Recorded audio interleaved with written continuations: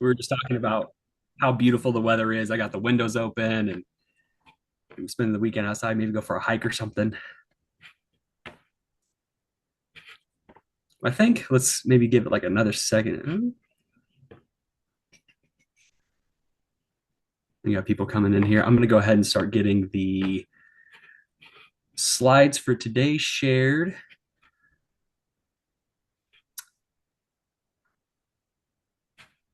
Let's see here. While you do that, just remind everyone that this is a Zoom meeting, so we are recording. If you don't want your video recorded, feel free to shut that off, or if you have to step away for anything, it's good practice to turn your camera off. Alex, go Sure. ahead. All righty. Give me 1 second here. My screen's being kind of. There we go. Okay. I think I got it figured out. No, I do not yet. Go back to share. It's early. It's Friday. My brain's still kind of catch up. There we go. Okay. So happy Friday, everybody. Welcome to today's NSAW operational meeting. If there's anybody new on the call, my name is Alex Weidenhammer. I'm the director for workforce training and oversee a lot of the day-to-day operations for the NSAW grant. So it's my first time meeting you. Pleasure to meet you. And for those of you who are returning, it's glad to have you back. So for today's meeting, I'm going to minimize or maybe move our faces over here a little bit. Or maybe I could just hide them. There we go. If you haven't already done so, please go ahead, as always, enter your name and your college into the chat. Go ahead and say hi if you'd like to. For today's meeting, we have a lot of sort of housekeeping items and operational items that we're going to be going over. First and foremost, today's kind of it's an exciting day because it's something we've been working on in our unit for a while, which is our NSAW grant manual. What that is sort of a one-stop kind of repository of all things NSAW related. So I'm going to be going over exactly what's in that manual, what was the purpose behind it, and kind of fielding questions if need be when it comes to that document as well. For the next item, credential reporting reminders. So there was a few, not issues, but a few questions that arose when we were going over our quarter 4 reports for FY25 when it came to credential. Sorry,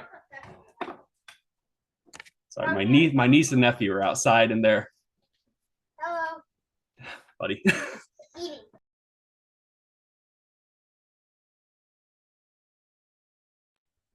Sorry, guys. Got family over.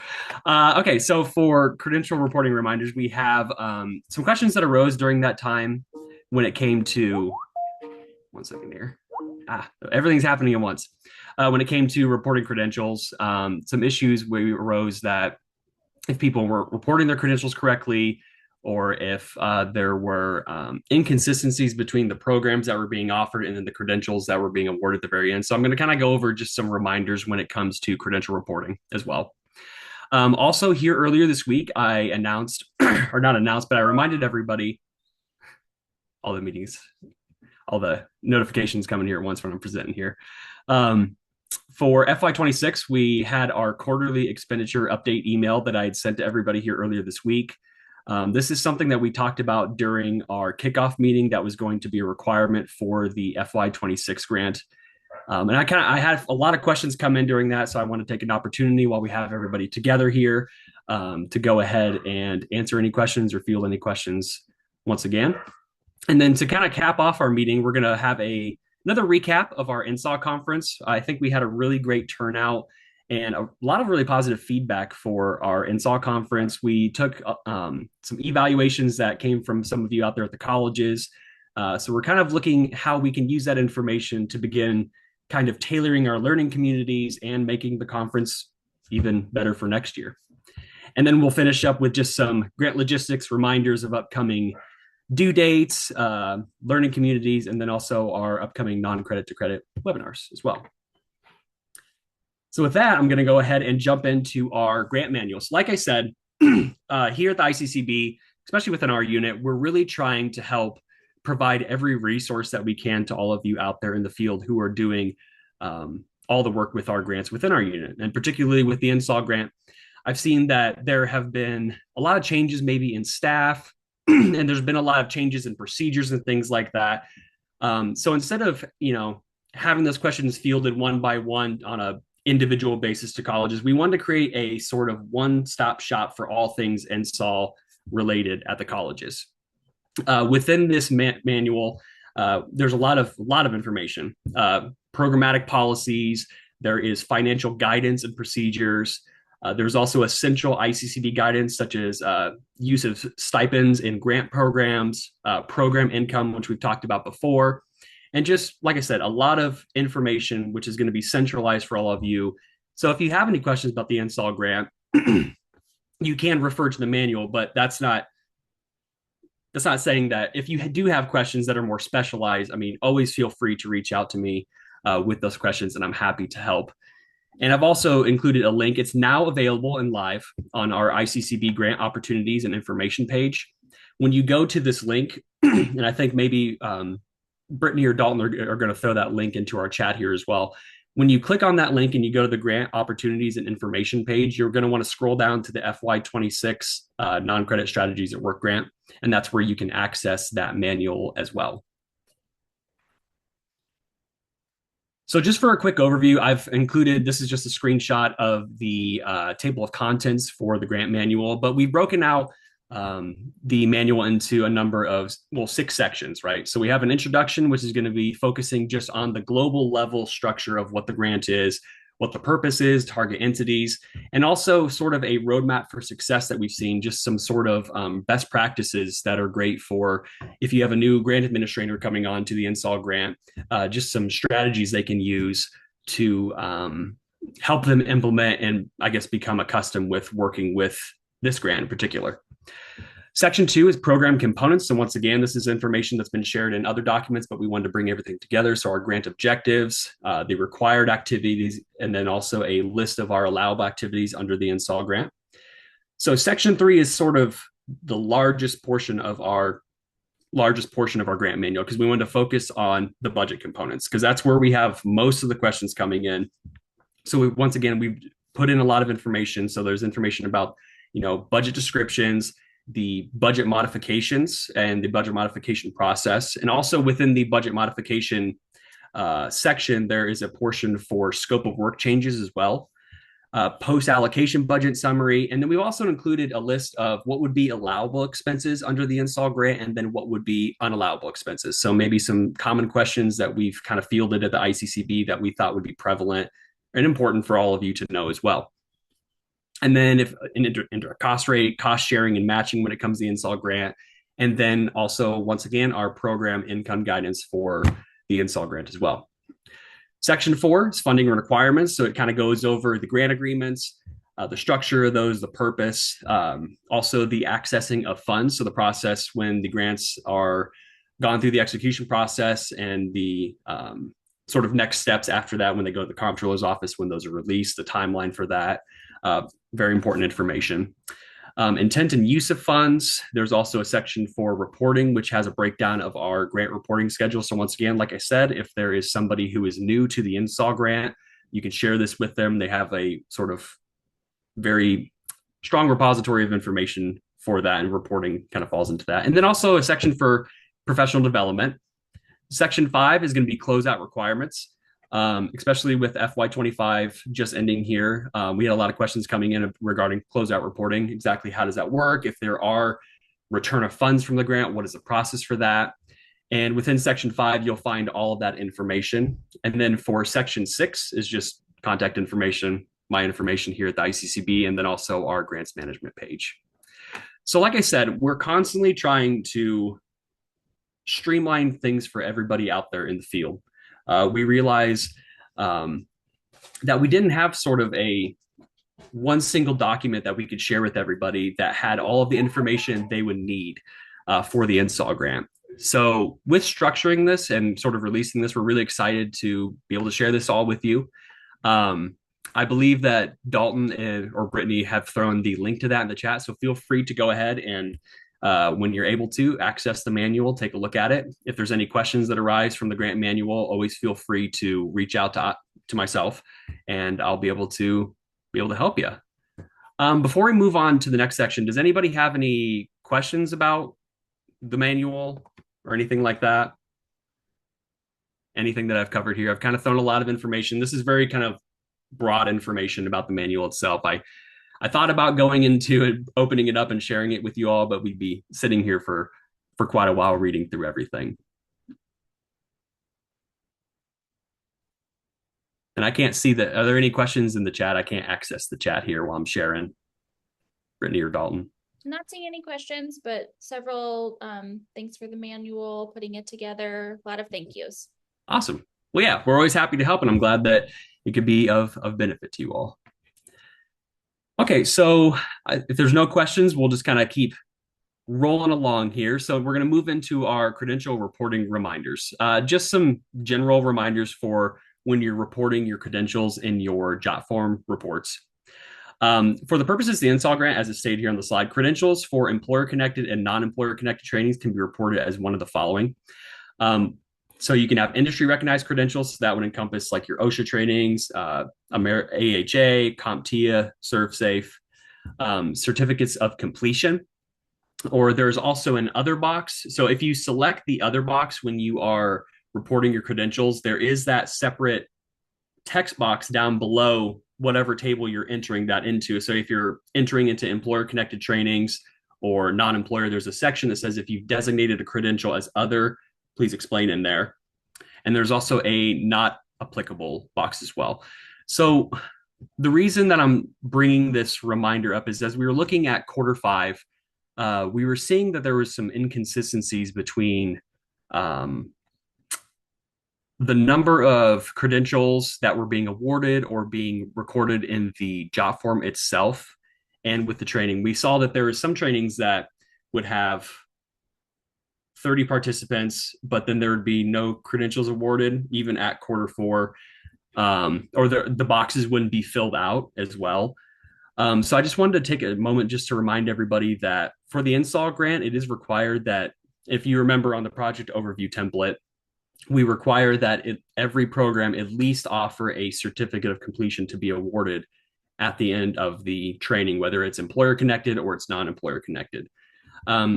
So just a kind of a soft reminder to make sure to fill out that information, because that's really important information that we share when we're completing our final reports, is exactly how many credentials were awarded through the NSAW grant. And so we want to make sure that we have I guess all of our ducks in a row, right? When we are pulling that data, writing up our final reports, when that information goes off to, say, like the governor's office, if they're asking questions about what were the outcomes for the non-credit grant for FY25.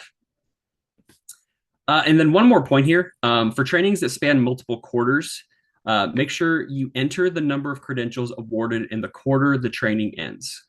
So that's one thing that kind of popped up as well. There's kind of some inconsistencies and a lot of questions coming up of when exactly people should report quarters. And sort of the guidance that we kind of landed on is that, say if you have a training begin in Q2, right? And it happens to end in Q4, right? So you would log your training in Q2 showing that you've enrolled, we'll say 30 participants for that.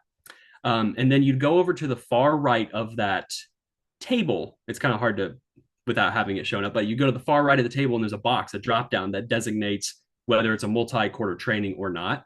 You'd click on that. And then when the training ends, say in Q4, you would re-record that training and then you'd enter the credentials for that particular training. We're still working on finalizing some changes to our JOT form here for FY26. Nothing, I don't want anybody to get concerned if we're not completely changing the wheel, when it comes to our JOT form reporting, because we know that a lot of you are already probably collecting information, from your previous experiences with the FY24, FY25 grants. But we're constantly trying to streamline and make sure that we're collecting the most accurate data that we can each quarter from all of you. And general reminders like this kind of help us all kind of keep on track, right? So that's all I have for credential reporting. If you have any questions about that, were there any questions that popped up in the chat at all? No, not No? that I saw. Okay. All righty, well, we'll keep moving right along here. Oh, Alex, 1 second. Oh, Spoke yes. too soon. Ah, Um, so to clarify, if yes. training starts quarter 2 and ends Hmm. quarter 4, Hmm. show enrollment only in quarter 2 and credentials only in quarter 4. Yes. Yes. So it's kind of, yes, exactly. So you would enter your participants or your enrollees during that course in quarter 2 when the training began, and then when it comes to quarter 4, you would re-enter for the credentials awarded during that time period. Because that's one area that I think that we've also seen that there could be some duplication. We've had conversations about that here in the past. Um, so if you begin when you begin the training in quarter 2, enter the number of participants, and then you mark it as a multi-quarter training. And then in quarter 4, right, when, for example, when that ends, you would enter the number of credentials that were awarded for that training. So then we're not sort of duplicating. Say if you had 20 participants in quarter 2 who began, and then if you re-recorded it in quarter 4 and then you had the same 20, that would technically, when we pull information out of the job form, that'll show that that program had 40 participants instead of the actual 20. If that, hopefully that makes sense.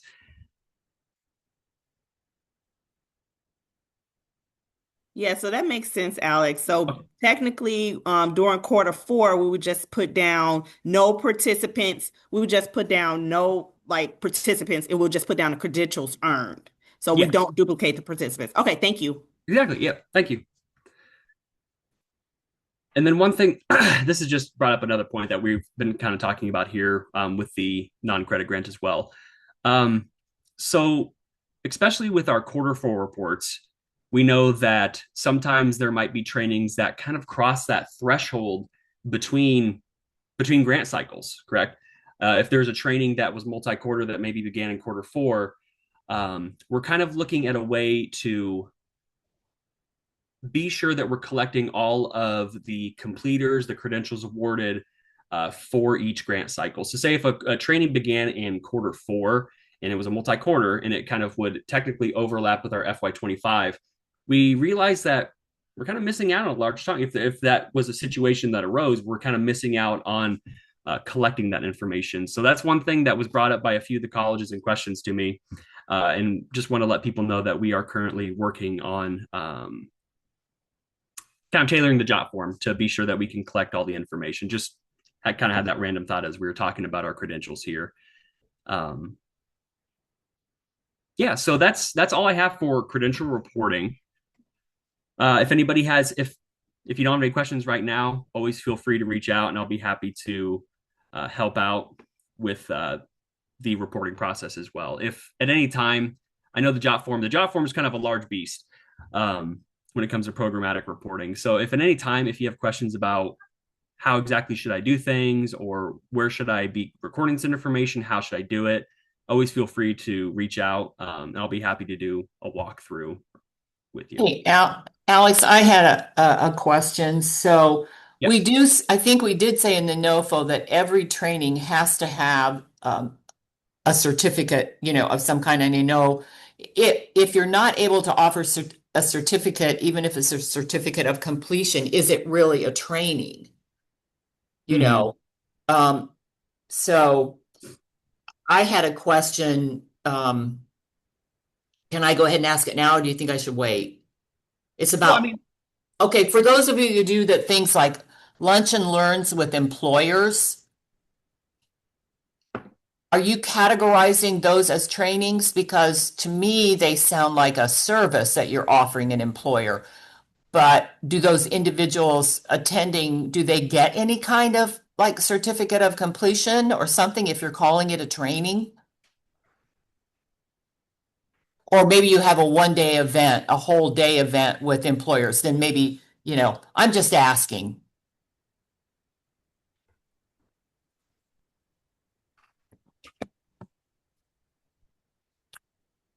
Okay, I don't worry. I just was asking about that when you're doing, working directly with employers like that, if you're counting it as a training, then there should be, some kind of certificate, because that's all. Hi, Levon. I think Uh, my partner Elena Sampos at Moraine, I'm Sarita from Moraine. She's doing an event similar to that, and I don't know if she's handing out certificates of completion. So I will have to get back to you on that. But Okay, she may not be counting it as a training either. yeah, she might not. So It we'll might be have to get back to you on yeah, that. it Yeah, might be an employer service. Yeah. So, yeah. and it could depend on the topic too. If it's skill based, it's obviously, like, it's 99.9 going to be a training, you know. So I didn't mean to, open up but I was just thinking of that as we were talking about certificates. So, okay, I'll leave that alone. So everybody's already into their grants. Don't worry, I'm not looking at wanting to change anything around that. I just was asking the question. I noticed there were a lot of lunch and learns, and they're mostly, I think, counted as trainings as we looked at the dashboard. So that's what. Mhm. Okay, I'll stop. Okay.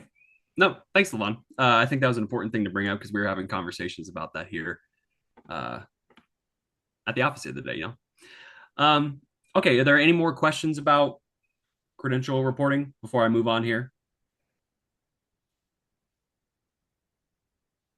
Going once, going twice. Okay, keep going. Okay, so the earlier this week, I had sent out a reminder for everyone to please send in a projected expenditure dollar amount by the last date of the quarter to our iccb.noncreditillinois.gov email.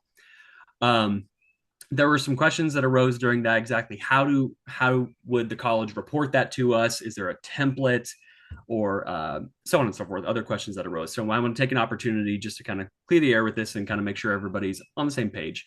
During the grant cycle, on the last day, by the last day of the quarter, we're asking that you send in just a total dollar amount via email for your NSAW grant.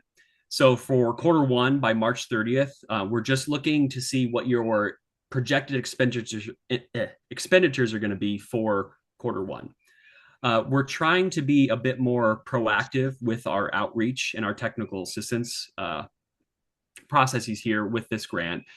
So by providing this information to us before the actual quarterly report is due, it gives us an opportunity to sort of have, if there are issues that are arising, to have a touch point with everybody out there at the colleges. So we can begin sort of that process where we can begin strategizing if there are issues that arose, or if there is a need for a budget modification, or if there's a need for a scope change, if it would come to that. So once again, this is sort of a proactive measure that we're taking with the NSAW grant to ensure that if the issues arise, we can address those in a timely manner. And we have a couple of questions here. Yes. Alex, what is ICCB hoping to accomplish by sending this expenditure? It's just here's the problem. Mm-hmm. It's at least a month before we get what you actually spent in the quarter. By the time we get around to reading everything, there's 45 of you, and looking at all your budgets, it could be 2 weeks. So we're 6 weeks into the next quarter and don't really have a handle. If we saw that you were having a real problem or something, you're not held to this. You're not held to this number. It's to help us to just, like, if you think, yeah, and most of you do tend to spend more. That was the other question. Mm-hmm. Are we looking for, what if the numbers change from projections to what is on the quarterly final report? That doesn't matter. It's just like I'm going to spend 20,000 this quarter, or I'm going to spend 35%. This is what I project. But we're not looking for targets. Maybe some of you do it that way, but we haven't, because we know a lot gets spent in the fourth quarter. And will Q2 through Q4 quarterly updates be cumulative? No, it would just be what you would plan to spend in that quarter. Yes. And then we tend to spend more Right, and I do understand. To clarify, you're looking for information regarding the quarter that just concluded. Asking because in the email I sent you referenced the upcoming quarter. Right. So, yes, regarding the quarter that just concluded, it would be first quarter Mhm. that you'd be sending, and let's just try it. And, you just send no, you don't send in a copy of your budget or anything. We're just asking you in an email to give us a projected number. I think I'm going to spend, or a percentage, 25% of my budget. Because I know everything, and they're going to be, it's going fast. They have a lot of employers. So another thing this helps us too is to get an earlier, handle on where you are. Mhm. No, there's no budget sent in. There's no form. There's no template. It's just an email. We've asked for this in the past when we, but not on a formal basis. We were checking numbers, and we've asked for this in the past, where we say, please send us what you think your, dollar amount's going to be for by such and such a date. Mhm. So, but otherwise, we're 6 weeks out into the next quarter just because of, how things come in, before we really know what you spent. And just trying to get, a handle. I'm sorry, I was reading another question. Mhm. Okay, you can all see this. I spent funds via a purchase, but finance won't count the funds as expended because they're only encumbered. Well, if you know that, you're expending that in that quarter, then I'd count it, even Mhm. if it hasn't been counted, because this is not, I didn't think it would be this, I'm sorry, we didn't think it would be this complicated. This is not intended, we're not holding you to anything on this. We're just trying to get a better handle, here so that we know a little bit earlier what you think you might be spending in that quarter. So, I mean, is the sense that you're really concerned about this? Can I say something too? Yes, Chris. Um, yeah, and quarter one, quarter two, it's good information to have. When this really comes in is at that end of quarter three, Yeah, because the quarterly reports are due one day before the budget mod deadline. And so if there's a problem on that quarter three report that we need to address, there's no time to address right. it. That, and when you look at, when we're looking at those quarter three numbers, they can look really bad when everything's actually really fine, but we're not going to know until one day before we have to act. So that's Right. the big part. And, I did talk to our grants management team about potentially moving that deadline a little. They are opposed to that, and they're right. That we need to give a good amount of time to actually carry out the changes, in any budget mod at the end. So with that 60-day deadline, this really comes in at the end where, like I'm having meetings for spend down meetings for another grant. They were booked before the quarterly report deadline. And so we're coming on some of these meetings and saying, based on your quarterly report, we didn't need to have this meeting. Have a good day. Right. So the goal is to try to avoid that and have, a little bit of more lead time on it. Thank you. So once again, yes, it's for the ending quarter. It's not for the quarter coming up. Mhm. So that would be, so if we can try it, once again, just type in a number, $2,000, 2,500, 20,000, whatever. They're projected numbers. You're not held to them. I want to reemphasize that this will not be used in any way. These estimated numbers will not be used for any kind of evaluation of your program. It's to just get a better sense. You know, we wouldn't do that. I wouldn't even see any reason to do that. It's just to see if we can get a better handle. Mm-hmm. Now that I've beat the horse to death, which is an awful analogy, but anyway, I'll stop. Oh yeah, No, they don't need to be broken out by budget category. Alex said it was total. Yeah. right. Mm-hmm. And I was going to add too. So I think that maybe with the comment earlier that was made in the chat, if there were funds that technically weren't expensed, but they were encumbered, so technically they wouldn't show up on the quarter one report. If you would send an email to us and said, we're technically on our quarterly report, it will show no expenditures. However, we have these funds encumbered. That's important information for us to know as well when we're looking at that. So I think that alongside the projected total number information, like if you just send us, like Levon said, you're going to spend 20,000. If there's any important updates that you think are prevalent and that you think that we should know, feel free to include those in your email as well. Like Levon said, this isn't sort of a thing that's we're going to hold you to or score, or we're not going to look at your quarter one like, well, you said you were going to spend this, but you actually spend this. No, it's nothing like that. We're just trying to ensure, as Chris said too, I mean, one, it comes closer towards those deadlines for our budget modification. With this information ahead of time, we can start addressing any issues or any sort of modification needs for all of you out there. Here on the slide as well, I've also included just an overview of the due dates. So like I said, they're going to be 30 days before the quarter. So when the quarter actually ends itself, so it'd be 30 days before the actual report is due. So for quarter one, we're asking for those expenditure updates by March 30th of 2026, obviously, and then so on and so forth for each quarter as well. Once again, if any more questions arise when it comes to this process, what is the purpose of this, feel free to reach out and we will be happy to answer any questions that any of you have. Was there anything else in the chat before I continue on here? I'm having a hard time. Let's see.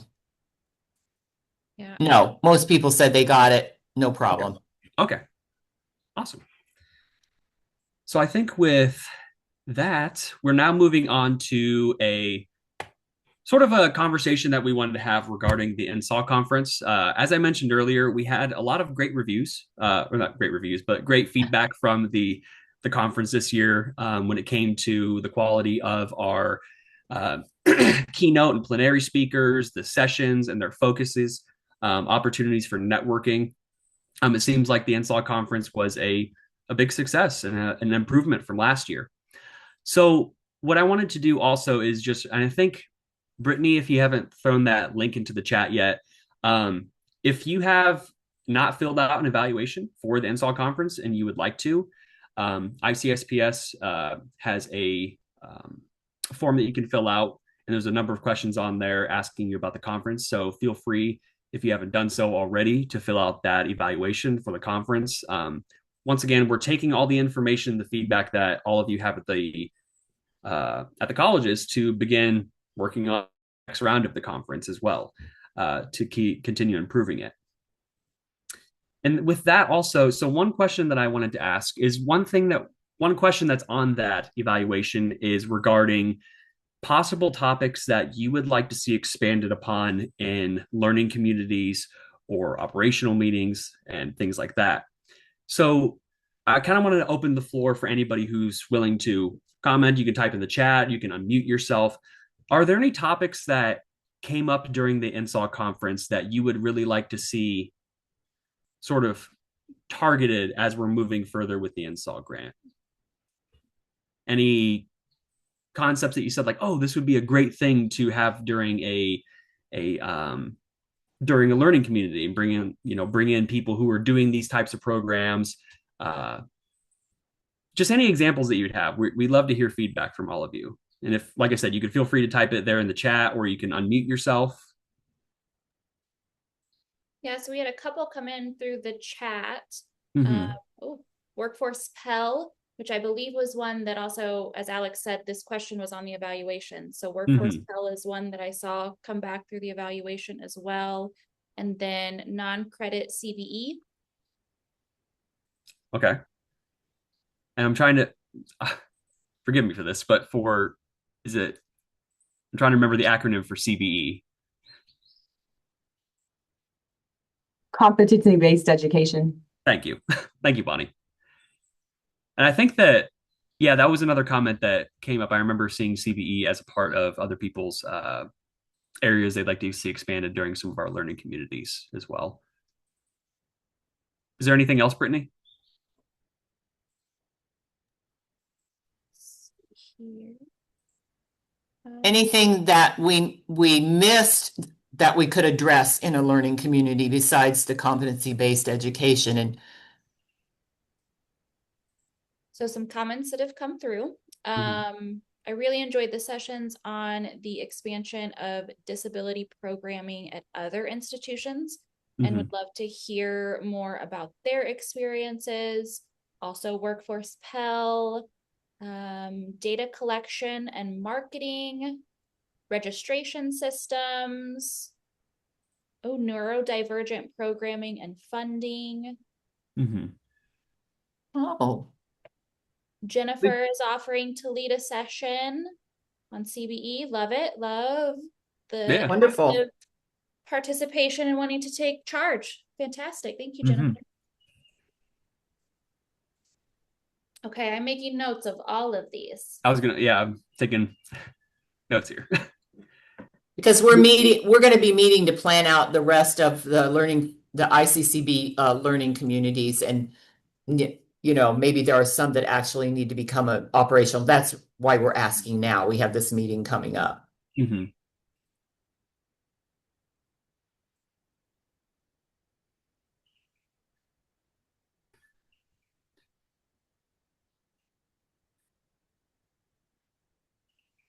Yeah, I would be interested too, honestly, about since many of you have put systems into place for data collection and student management, that sort of thing for non-credit, or added to your existing systems.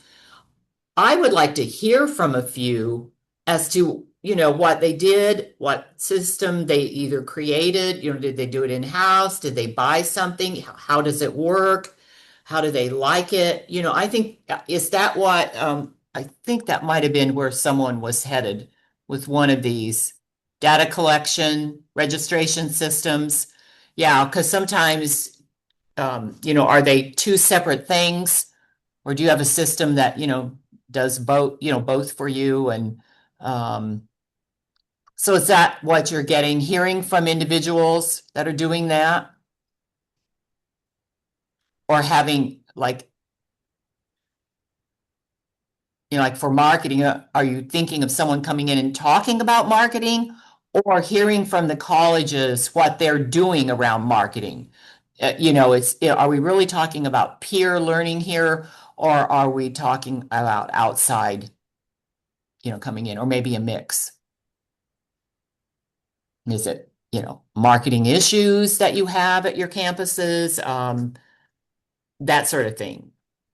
Because marketing is a great topic because it's critical for the work that you do, but it also has a lot of issues, I know from having talked to some of you.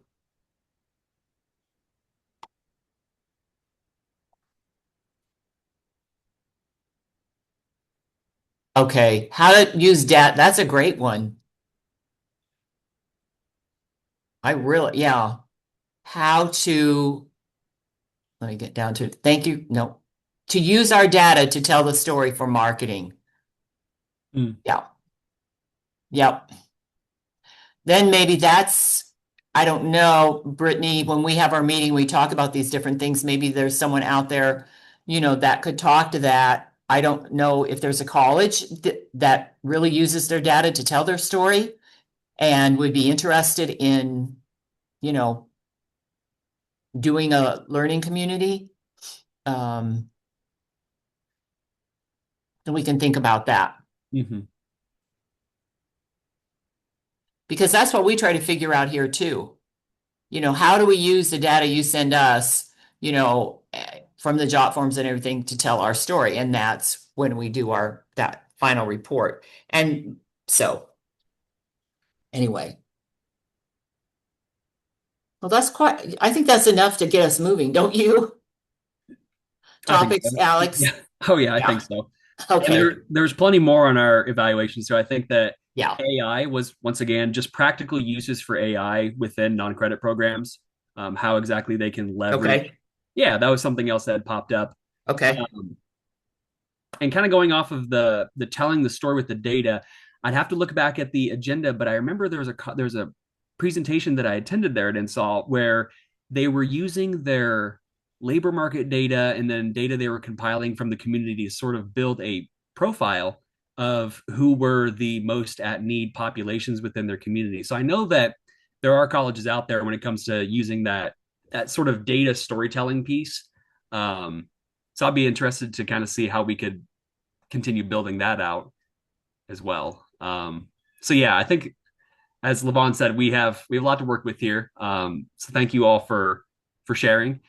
And if you think of anything else after our meeting ends here today, feel free to fill out that survey that Brittany had put into the chat, or Brittany or Dalton had put into the chat, and we'll be happy to look at it. And also, Alex, can I Mhm. add, Yes. so Jennifer, thank you for volunteering to lead a session on Oh, yes. CBD. If you have a topic that you feel comfortable and confident leading, or if you know of someone, whether within the system that would be a great speaker to add to a specific topic, please feel free to reach out to me. I will put my email in the chat. But we definitely will go and research, and you may be hearing from me reaching out to you to see if you want to talk about one of these topics in a learning community. But it's always very helpful if we've got folks who want to volunteer or know of someone who might be good on covering a specific topic. Mm-hmm. And Teresa pointed out there's a lot of institutional labor market data being collected for Perkins. So mm-hmm.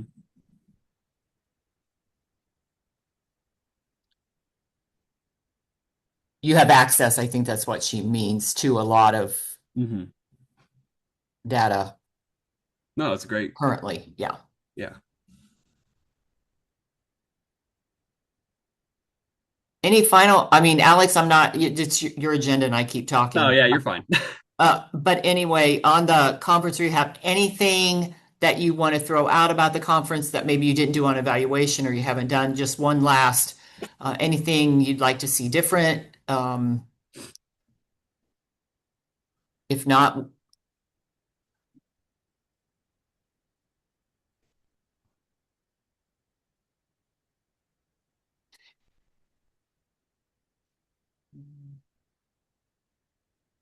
okay. I'm not seeing I'm anything done. coming through. Yeah. We'll keep moving along here. Yeah, thanks for everybody for sharing there with that. And I think now, yeah, we're going to finish up today's meeting with grant logistics and reminders. So just a final reminder, we have our final non-credit to credit transitions webinar that is going to be held on April 8th from 10 to 11. And the focus of this webinar, and with Patty Zuccarello, as many of you know, who is our consultant who's been working on this very intently throughout the course of FY25 and now moving into FY26. She'll be hosting a webinar focusing on scaling and institutionalizing the framework. It's going to be our final non-credit to credit transitions webinar. So be sure to, I believe that the registration for that webinar is on the ICSPS NSAW grantees resource page as well. So if you haven't registered for that, please do so. With all the work that Patty's been doing and all the progress that we've made here over the course of FY25, this is kind of the nice final piece to this work that she has been doing over the past year with all of you. And I think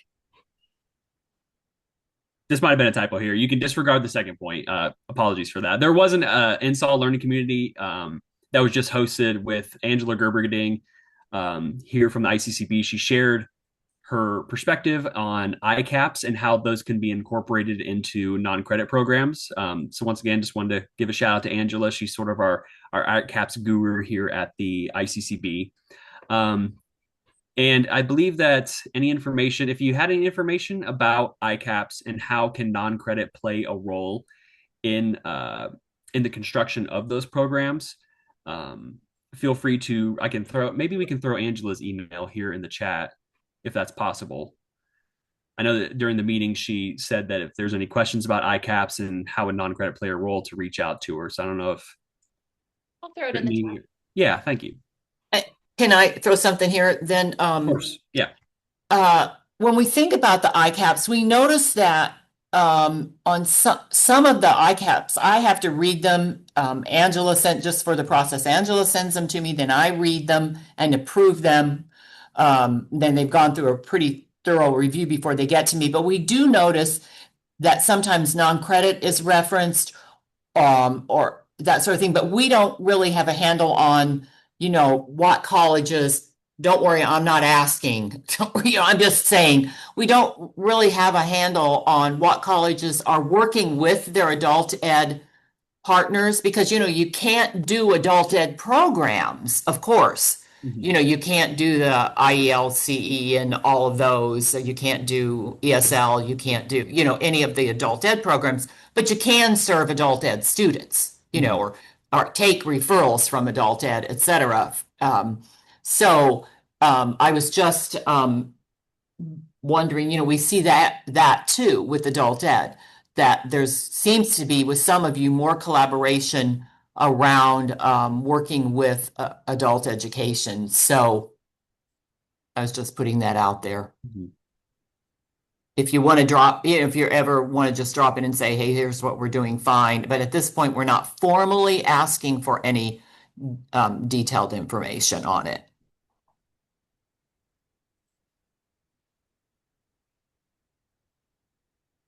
Oh, thanks, Levon. I think that was important to share with everybody. Yeah. So, and then just to kind of wrap up our meeting here today, just some general reminders about reporting. So our quarter one is ending on March 31st, 2026.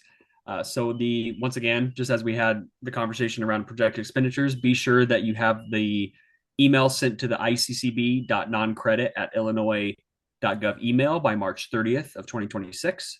And then for your quarter one programmatic and financial reports, those are going to be due April 30th of 2026.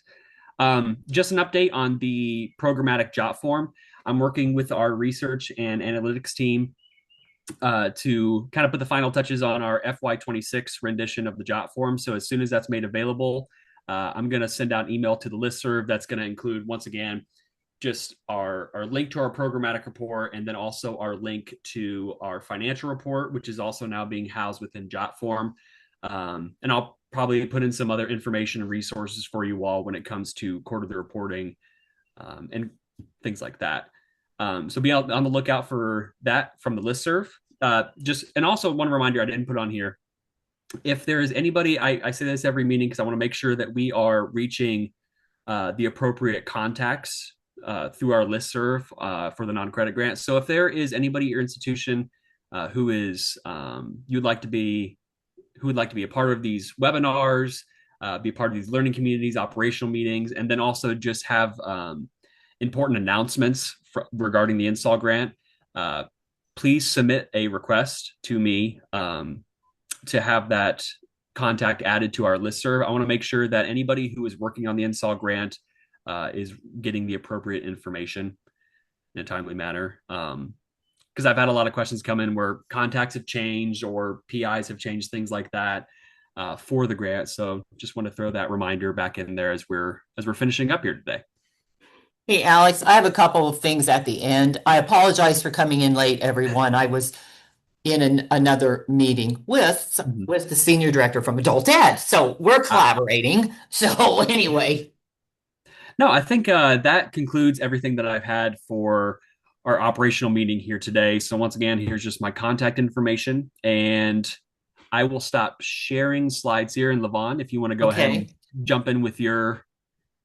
Okay, I was curious, for those of you that have been working with Patty Zuccarello on your non-credit to credit, uh, have has it been helpful, instructive?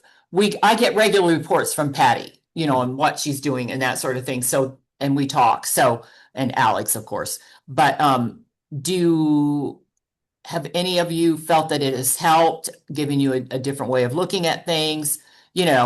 Just curious. Nobody has any comments? I can jump in. I've had one work session with Patty, and I felt just really seen that somebody's willing to listen and help me think it through. And it was also pretty validating that what I've shared with Patty as, well, here's given my context and circumstances, how we've been thinking about it so far. And she's been very supportive and like a good listener and kind of a good, like thought partner, like, well, that makes sense. It was very validating. And then also knowing she's continuing to stay like kind of like as an ally and thought partner, I just feel like, oh, good. This will be a different kind of year because I've had this resource offered to me that we didn't have before. So I'm very grateful and very respectful of that opportunity. So thank you. Yeah. She will also be creating, well, actually, she has a draft of one. She will be doing a non-credit to credit handbook, like a guide with best practices and information and how you can make it, that sort of thing. So just so you know, that will be something that will be getting out probably after the start of the new year. So anybody else? Don't want to belabor, but I always,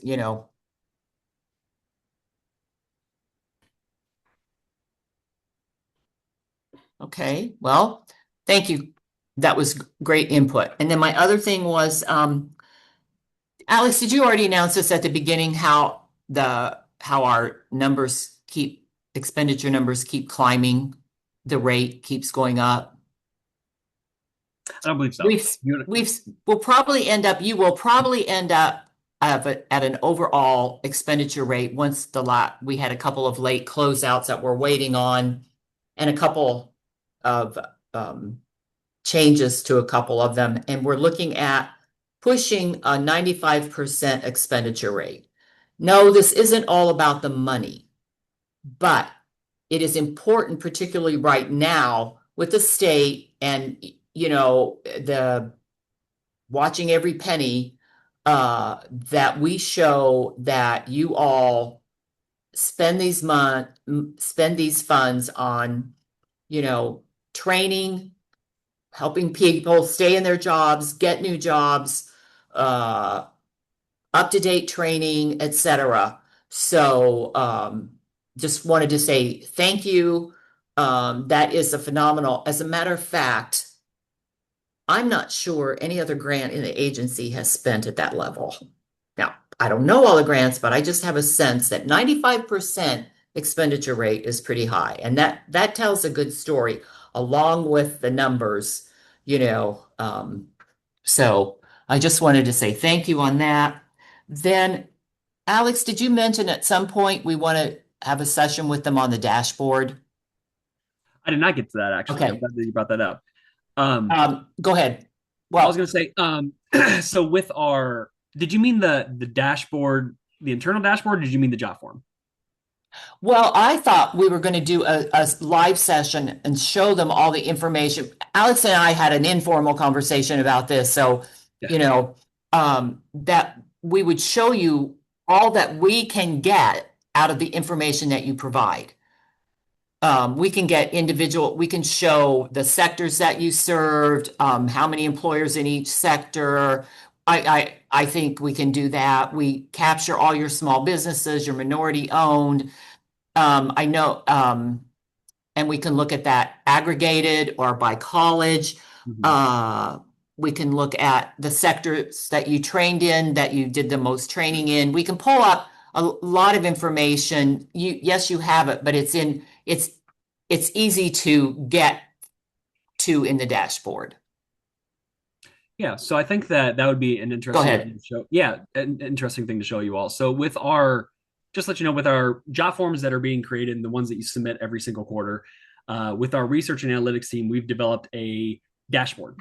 which is once again a system that we use. Like I said, I'm not an expert of data and things like that, so I'm very thankful for our team at the ICCP for building that. But what we're able to do is pull all of that information from every single jot form that you submit every quarter. And we're able to, whether we want a global level view of the information that you're providing or a by college, a more granular view of that data, I think it would be a nice thing to show everybody exactly what that dashboard looks like, what information we're collecting, because there's a lot of great things in there. The types of programs people are offering, the different types of industry recognized credentials that are being offered. Um, so yeah, just a wealth of information, and I think that Levon, thanks for bringing that up. I think that would be a excellent operational meeting. I mean, it'd include the jot form, Yeah. because you have to understand, but we just like to show you, and if you want to see what we're doing statewide, how things look statewide, so we can share some of that with you if you are interested. And then I just had one other thing. Don't forget, you should have all gotten a save the date for the apprenticeship conference in July. Remember, you can use non-credit funds to pay for that. So for the travel, it's at Heartland again. So many of you wear dual hats, so this would be something that you might be interested in. Oh, sorry, but yeah, we've seen that pre-apprenticeships and apprenticeships have kind of sort of begin growing through the NSAW grant and through the non-credit space. So I think that's once again a great opportunity for collaboration within institutions and for all of you out there in the non-credit world to kind of be exposed to the work that's being done in apprenticeships as well. So yeah, thanks. Yeah, and Bonnie pointed out that the RFP came out for the apprenticeship summit. That's today. And so if you are interested in presenting how non-credit works with pre-apprenticeships and apprenticeships, if you're interested in that, if you've done an initiative, if you're doing an initiative, that'd be great. That would really be wonderful. So that was all I had. It looks like we have a question in chat. Okay. Is the closeout equipment report new for this year, or recall seeing it in the past year? I think we're asking for it now based on some all grants we all have to ask for it. Chris, do you have a little information on that? Yeah, it's not new. It just wasn't anything you needed to worry about if you didn't have equipment over the threshold. So you don't need to turn it in if you don't have any equipment over $10,000 per unit.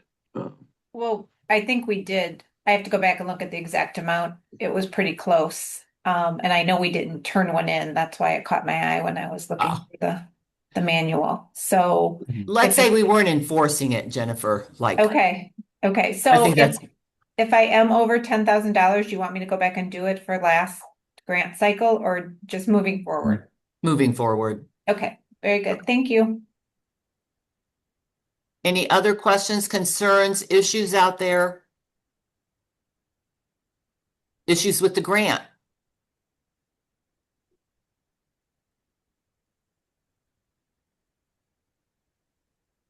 It's all running perfectly.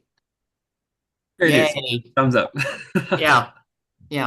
So I was gonna say that was a dangerous question just to throw out there like that. I know it was, wasn't it? But I'm pretty sure if there was a real issue, Alex or I would have already heard from somebody. That's true. Yes. It's good to get a laugh in at the end of the week, though. Yeah, so that true. was really nice. Thank you. That's true. Yeah. Thanks, friends. Hey, can I share one thing from the non-credit conference real fast here? Okay, so one of the things that I think it was Paul, the second speaker for those that were there, he talked about making play a part of your day, having some play during the day. So I don't know whether I should say this, but at our staff, when I have a unit staff meeting, we've started the last couple of meetings as soon as we're all able to get back together and all that kind of stuff. We have played a game, like just taken 5 minutes. one we played, I'll just tell you, we played Keepy Uppy with Bluey, like the Bluey game. And then we played musical chairs the last time. That's what he said, try using play in your meetings. So we still have our meetings, they're still professional, but we kind of get rid of some energy and it just lightens things. And I haven't had anybody say, no, I won't play, we do it, So I just thought I'd throw that out there, that he recommended trying that. And maybe you don't do it every time, maybe when you have a staff meeting once a month or something like that. But Alex, I think it's been kind of fun, Chris. Yeah, it's definitely one of those things that when Levon runs and gets a balloon, you're like, what are we doing right now? But we've had fun, We had another senior director poke her head in and be like, Can I join?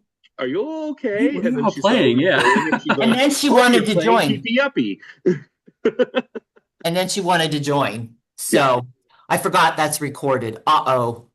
And we have not had to call IT because one of us drove over a desk and knocked the computer off. No, it's not that kind of. No. But it's just, there are a lot of things going on with all of us. And so how can we lighten that? And I decided to take one of his examples and try it.